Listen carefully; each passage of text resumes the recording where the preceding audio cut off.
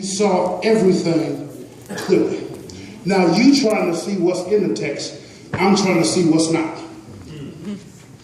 The first time Jesus touched him, he asked him, what do you see? Yeah. The second time he touched him, he didn't ask him anything. Yeah. The first time he touched him, he asked him, what do you see? The second time he touched him, the next thing he does is give him instructions. Yeah. And that ought to make you happy, because after you've been touched and he touches you again, now you're ready to move. Listen, the text says, I see everything clearly. The Greek structure of the text suggests more of a compound statement. What the man literally says is, I see clearly and I can see a distance. Yeah. Now, wait a minute. He goes from not seeing at all to seeing men like trees.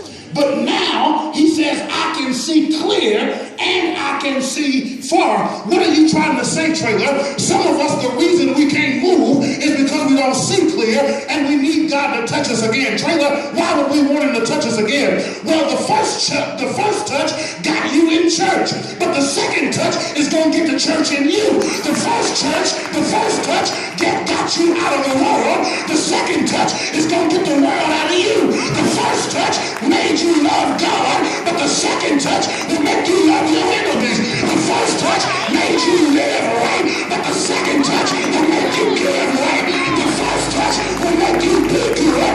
The second touch will make you do good. So my cry is, do it again. I'm not where I want to be, so do it again. I'm not as good as I should be, so do it again. I don't see how I ought to see, so do it again. I'm not where I ought to be, so do it again. I still act worse than I should. Touch me again. I don't behave like I should. Touch me again. And somebody here, I don't want the Lord to do it again. You got a job, but now you need a career. I say do it again.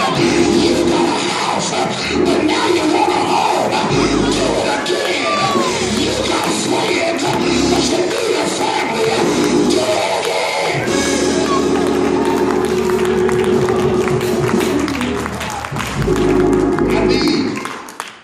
I need the Lord to do it now. Somebody says that the reason Jesus had to touch him again was because the first touch didn't take. That's not true at all.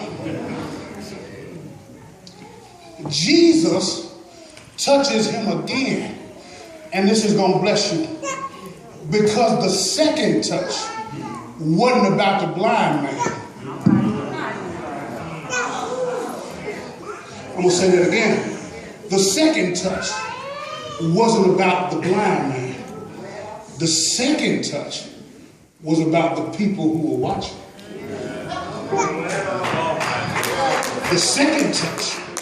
What do you mean, preacher? The second touch was about the people who were watching.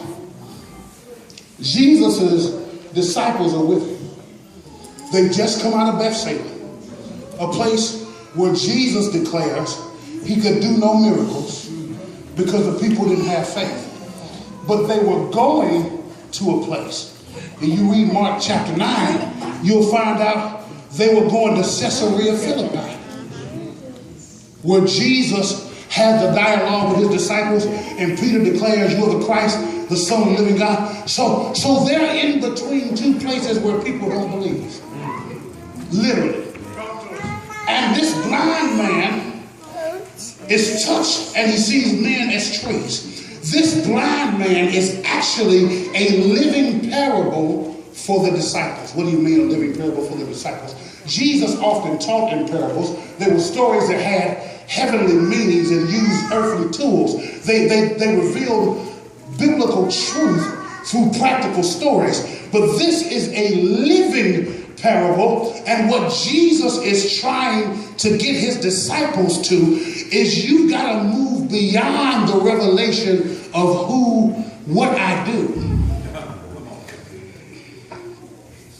You got to move beyond what you've seen me do. Because when this blind man could see, he understood that Jesus could bless. Yes, sir. But the perfect restoration of sight was a declaration not that Jesus could heal, but that he was the healer. Yeah. There's a difference. Not that he could heal, because you and I may be able to work under the authority of the Holy Spirit, lay hands on sick people and they recover. They may be healed, but we are not the healer. All right. But in this text, Jesus wants his disciples to know, not only do I do great things, I am the great one. And the more time you spend with me, the clearer you will see who I really am. When you started, you didn't see. When this man started, he couldn't see me.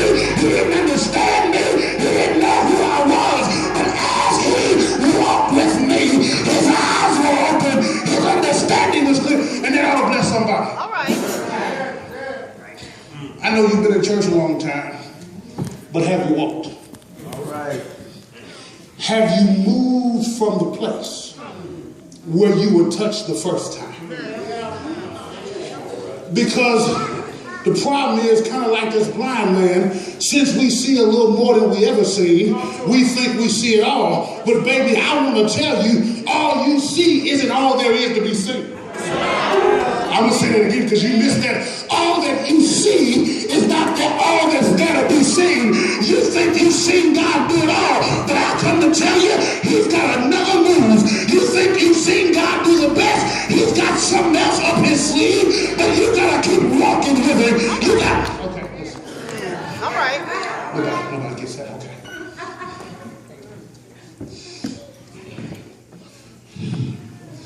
The first time I drove a Cadillac CTS.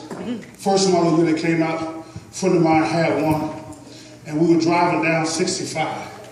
And I was going about 74.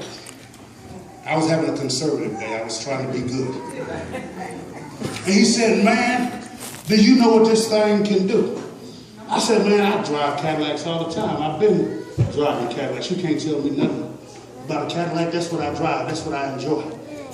And he says, no, but you've never seen this.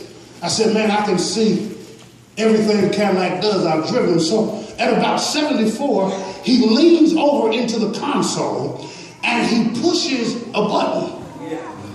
And automatically we speed up and the front end raises off the ground. So now I'm looking at him and I'm saying, wait, hey. And he says, listen, you're used to driving Cadillacs, but what you didn't understand is this one is designed with a V8